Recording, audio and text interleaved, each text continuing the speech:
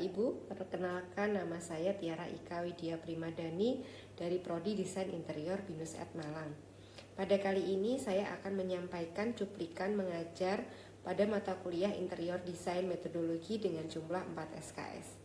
Mata kuliah ini berisi tentang konsep dasar dan teori proses desain dalam mendesain interior. Hal ini memungkinkan siswa untuk menemukan elemen kunci desain interior dan mendapatkan metode penelitian yang sesuai untuk kebutuhan proyek desain interior. Mata kuliah ini berada di semester 5 dan output dari mata kuliah ini mahasiswa mampu menyusun proposal dan mendukung penulisan laporan tugas akhir. Cuplikan kegiatan mengajar yang saya gunakan ini diambil saat kondisi new normal, sehingga perkuliahan ini dilakukan secara hybrid, sebagian mahasiswa di rumah dan sebagian mahasiswa di ruang kelas. Sehingga mahasiswa yang di rumah menggunakan Zoom atau secara online. Kesulitan pada mata kuliah ini adalah bagaimana menyampaikan teori proses desain dan berbagai metodologi riset desain secara ilmiah yang mudah dipahami oleh mahasiswa. Untuk mengatasi masalah ini, ada beberapa strategi yang saya terapkan, yaitu yang pertama adalah step by step. Step by step ini dilakukan dengan memberikan contoh studi kasus pada setiap materinya. Selain untuk memberikan contoh aplikasi suatu materi teori di metodologi desain, hal ini juga bertujuan untuk membangun komunikasi dua arah dengan mahasiswa. Yang kedua adalah flip class.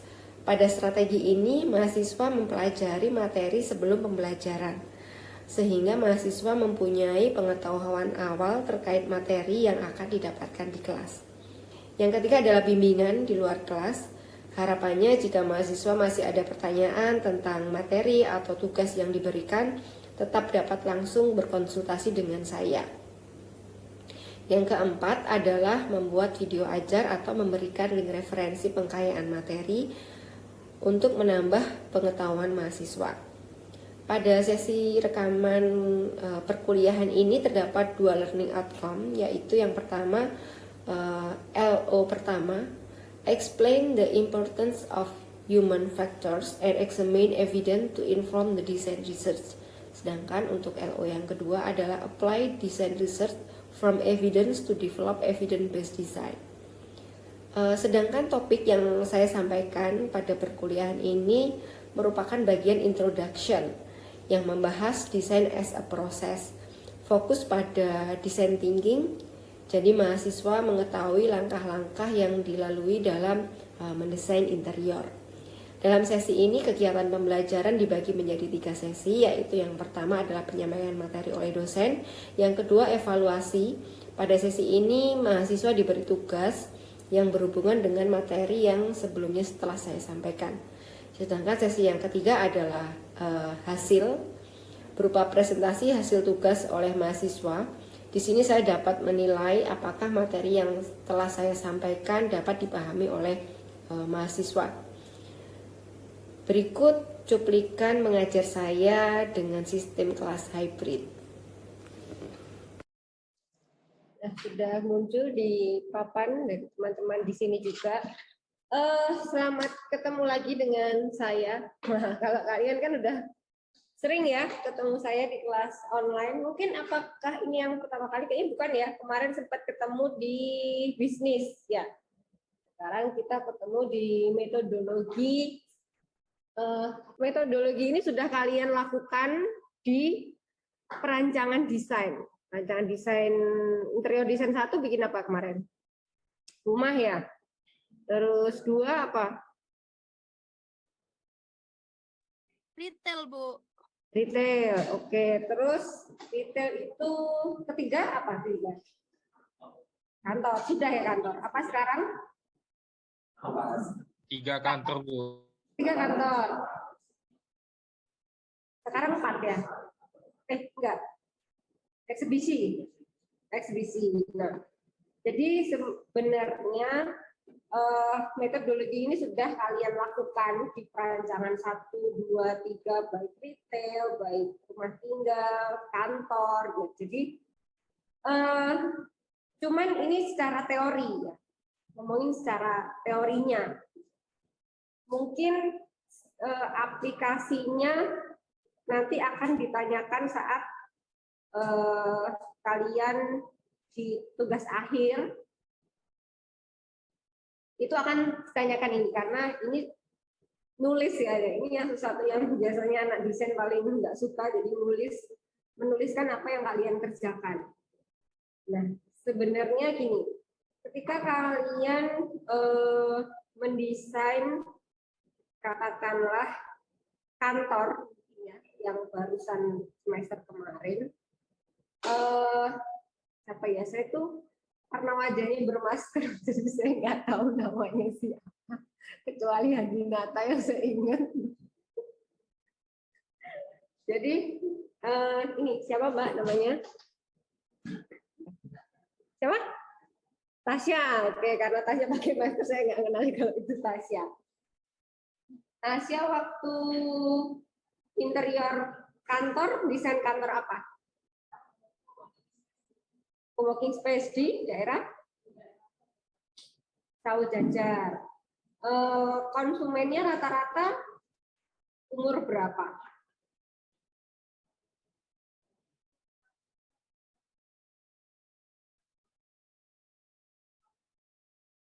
30 sampai 40 tahun.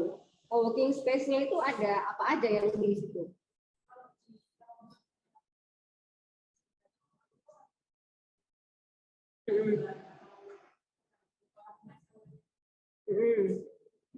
Oh, jadi itu disewakan ya?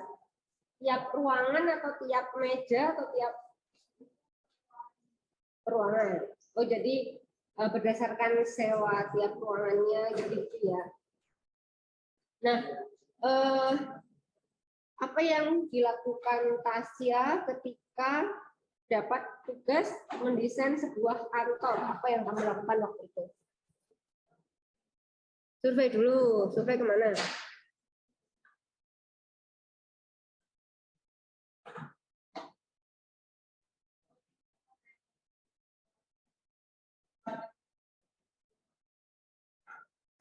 Oke, sebentar. Saya tulis dulu ya. Jadi kita langsung aja di sini.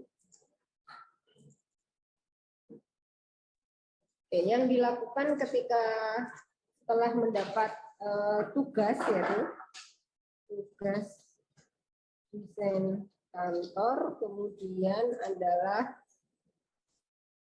survei. Surveinya kemana aja? Tadi apa tadi? Surveinya apa? Kekurangan kelebihan lokasi. Terus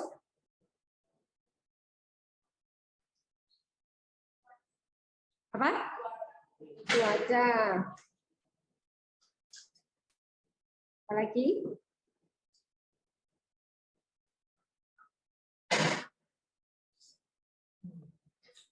Itu co-working space-nya sebelumnya sudah ada apa belum ada?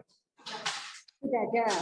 Berarti tadi sudah menyebutkan cari kelemahannya ya, kekurangannya ya. Nanya-nanya nggak sama yang punya? Wawancara. Terus apa lagi yang dilakukan? Kamu cari tahu di tempat co-working lain nggak? Mana? Comparison, studi komparasi ke kantor lain gitu ya. Apalagi yang dilakukan?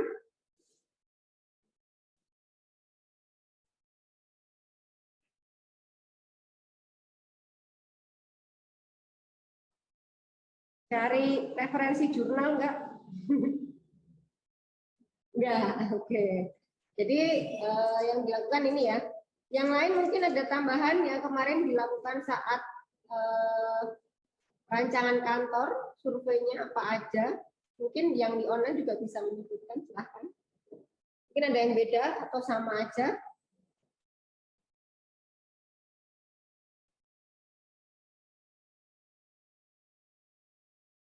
Rata-rata sama kan ya? Ya, mungkin sebenarnya cari referensi desain nggak kalian? Nah, cari. Belum ya. Referensi desain di mana? Internet. Karena tadi udah komparasi juga ya. Terus kemudian sebenarnya ada yang kurang itu adalah referensi jurnal atau buku. Kenapa saya mereferensi ke jurnal sama buku? Karena desainer itu, apalagi kalian masih belajar ya, sama sih saya juga masih update terus. Untuk mendesain sebuah ruangan itu nggak cuma desain aja, warnanya merah, biru, ini enggak. Tapi efeknya ke user. Nah, di jurnal itu banyak orang yang melakukan penelitian tentang banyak hal ya di interior itu. Kalau warnanya biru memberi efek seperti apa sih? Kalau co-working space-nya atau kantornya open space atau banyak tanamannya, kesannya seperti apa sih? Nah, itu yang perlu kalian tahu gitu. Jadi kalau kalian mendesain menaruh tanaman di dalam ruangan itu nggak cuma ya karena saya suka aja Bu, atau saya pengen, tapi karena oh ternyata berdasarkan penelitian efek tanaman di dalam ruangan itu memberikan efek apa buat orang yang ada di dalamnya.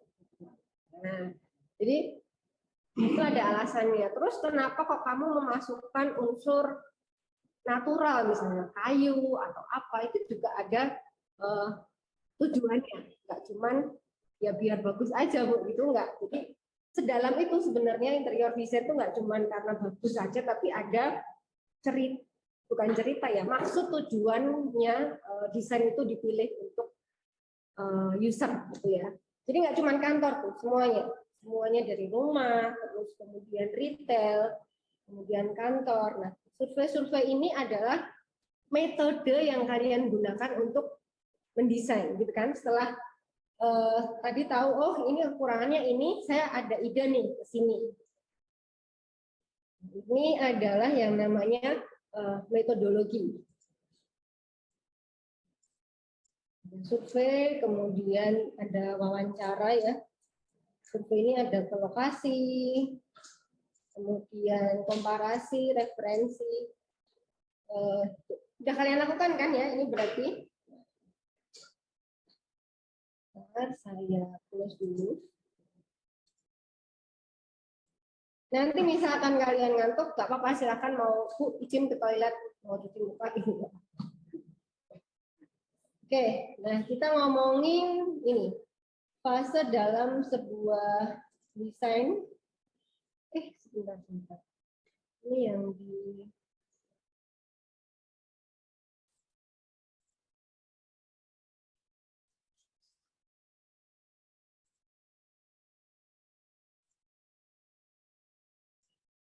Nah, ini adalah proses dalam sebuah desain ya yang sudah kalian lakukan. Pertama adalah programming dan desain. Programming ini kayak yang tadi disebutkan ya sama Tasya, sama yang sudah kalian lakukan, cari data, programming ruang itu ya, bubble diagram yang itu masuk ke programming. Kemudian schematic design sudah masuk ke desain, konsep itu. Terus design development itu ya pengembangan desainnya, misalkan kalian bikin alternatif desain, terus asistensi ke klien, oh ini kurang, ini ada yang ditambahkan, nah, seperti itu. Kemudian setelah fase ini selesai, nah ini ya, ini yang sudah kalian lakukan. Nah, yang biru ini adalah sudah masuk ke pelaksanaan. Ada yang sudah pernah menghandle sebuah project kecil-kecilan, nggak harus besar. Misalkan ada membuat kitchen set misalnya, atau furniture atau apa gitu. Ya. Nah, itu. Kan Adinata sudah tadi ya, programming, schematic design, design development, desainnya sudah deal. Di sini tuh sudah deal, kemudian kontrak dokumen. Ini sudah kalau biasanya, bukan biasanya, harusnya kalau kalian punya kerjaan dengan orang tuh harus ada kontrak dokumennya. Nanti mau dibayar kapan, dibayar berapa, bagaimana mekanisme pembayarannya, nah itu di sini. Kemudian kontrak administrasi baru yang di sini adalah nanti ada build-nya ya.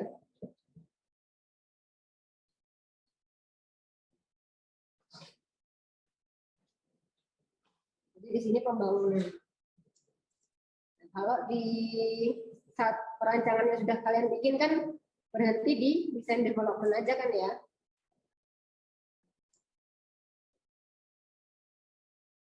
Karena kita ngomongin di metodologi ini sampai desain development aja. Untuk yang kontrak itu enggak, nanti kalian akan dapat sendiri saat internship. Ini yang sudah kalian lakukan ya. Programming itu apa aja, yaitu determine kebutuhan ya, kebutuhan ruang, permasalahan, tujuannya apa. Ini survei-survei, collect and analyze fakta, data. Nah ini yang tematik desain yang ruwet itu kan ini ya, bukan diagram, efisiensi, terus kemudian konsep, terus design development. Di design development ini designer finalize with the client manage decision concerning the project. Ini sudah ke desain ya, sudah gambar teknik. Nah itu di sini. Jadi apa yang kalian lakukan itu masuk di fase-fase ini. 1, 2. Dilihat dulu. Next.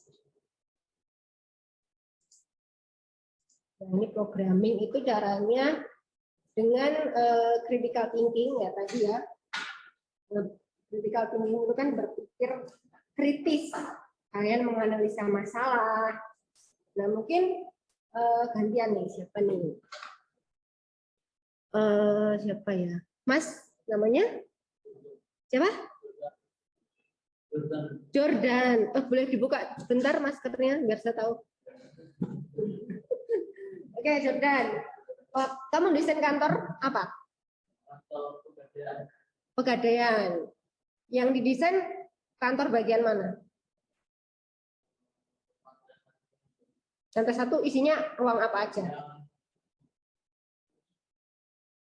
Ruang tamu, ruang tamu, ruang tamu.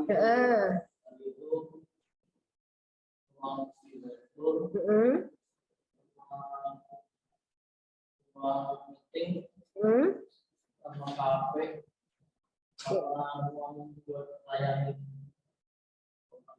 layanin ya. Mungkin lebih ke ruang tamu. Ruang tamu itu yang pakai siapa?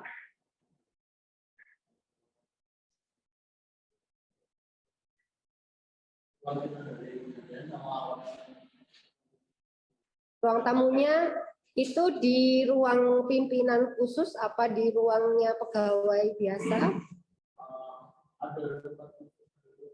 Khusus sendiri. Oke.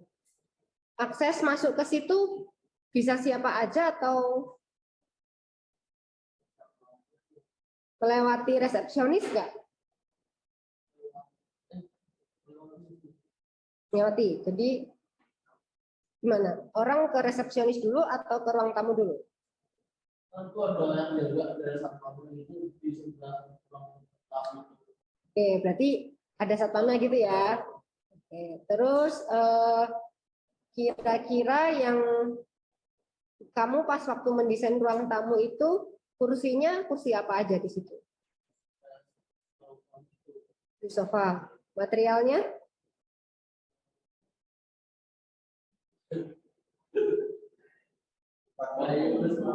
Hah? Kayu sama busa. Pelapisnya? Fabrik yang seperti apa?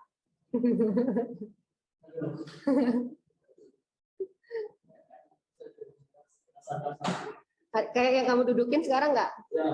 Nah, gitu. Oke. Jadi kita bahas sofa aja sudah sampai sepanjang itu ya. Karena kita ruang tamu di kantor, siapa yang bisa duduk di situ?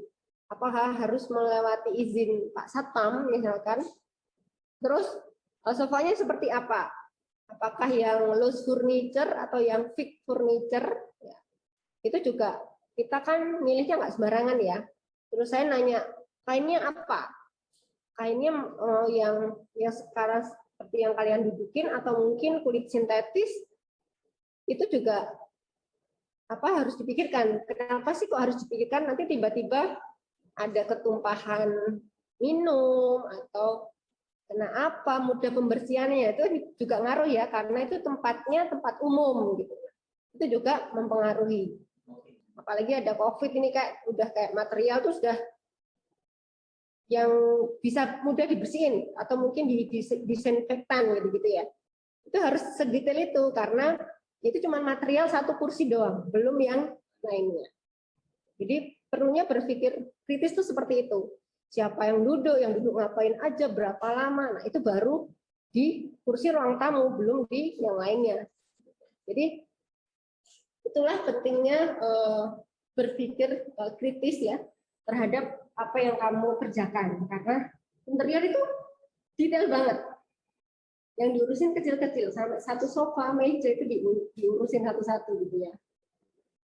Lanjut. Nah, ini some characteristic of critical thinkers, bisa dibaca di sini. Next, kemudian there are several of thinking skill, ada divergent dan overgent thinking skill dalam aspek untuk problem solving, mencari tahu dan proses mencari data. Nah,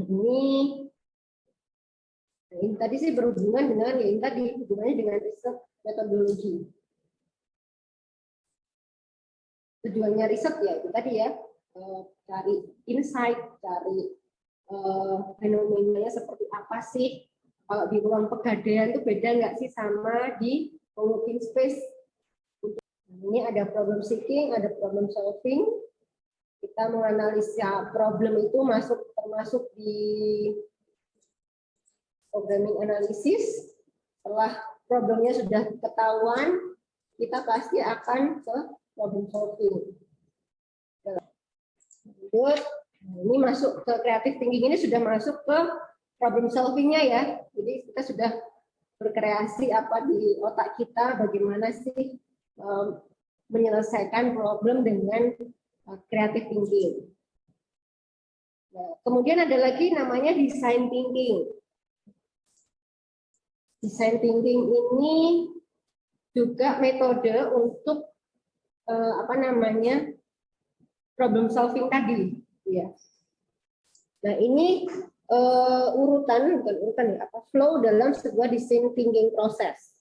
Kita berangkatnya dari sini, dari redefine the problem.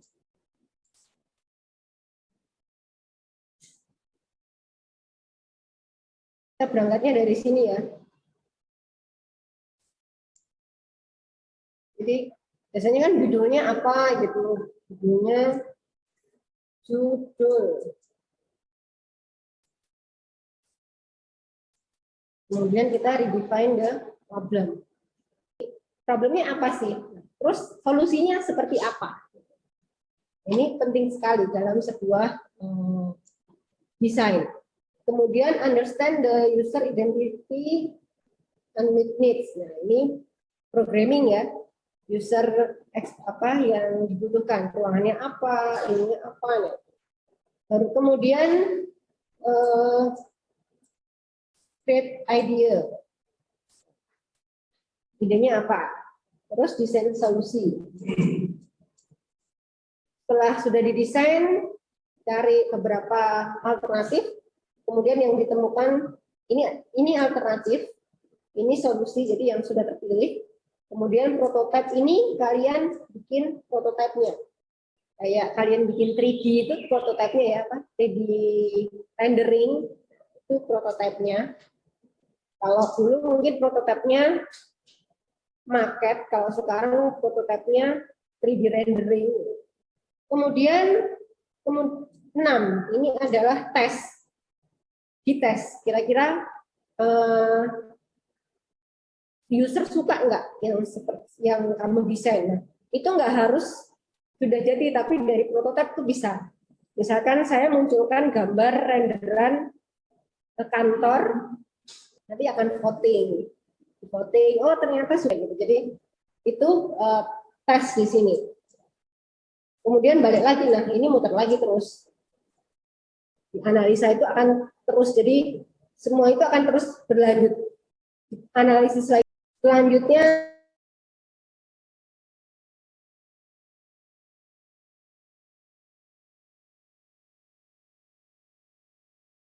Bu Tiara, maaf ke-mute Ibu. oke, maaf. Ini dari tadi ke-mute atau barusan? Barusan, Bu. Oh ya sudah. Saya kira dari tadi ngomong panjang lebar. Enggak kok, Bu. Ya terima kasih Salsa. Jadi diingetin ya kalau saya ke-mute dulu pernah soalnya ngomongnya udah panjang, ternyata yang online masih. Bagi kalau bikin kelompok, satu kelompok 4 anak. Silahkan memilih 4 anak.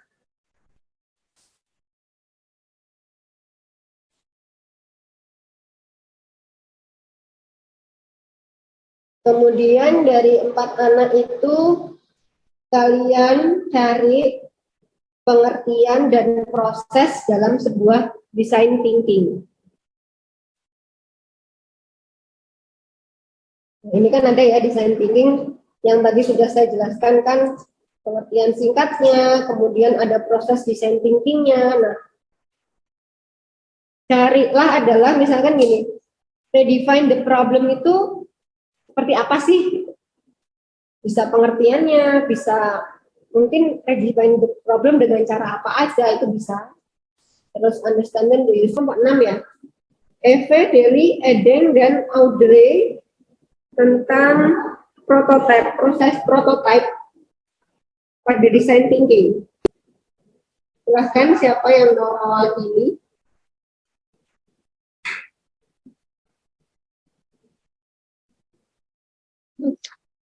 Halo Bu. Ya, Audrey.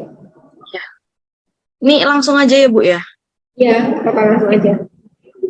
Oke, jadi untuk bagian prototipe ini kita tuh melakukan pembuatan desain dari yang sudah kita diskusiin sebelumnya, dari idea-idea itu dengan ukuran yang lebih kecil. Nah, dari prototipe ini kita nantinya bisa mengetahui permasalahan yang ada pada perancangan sebelum dibuat aslinya gitu Bu, atau sebelum diproduksi.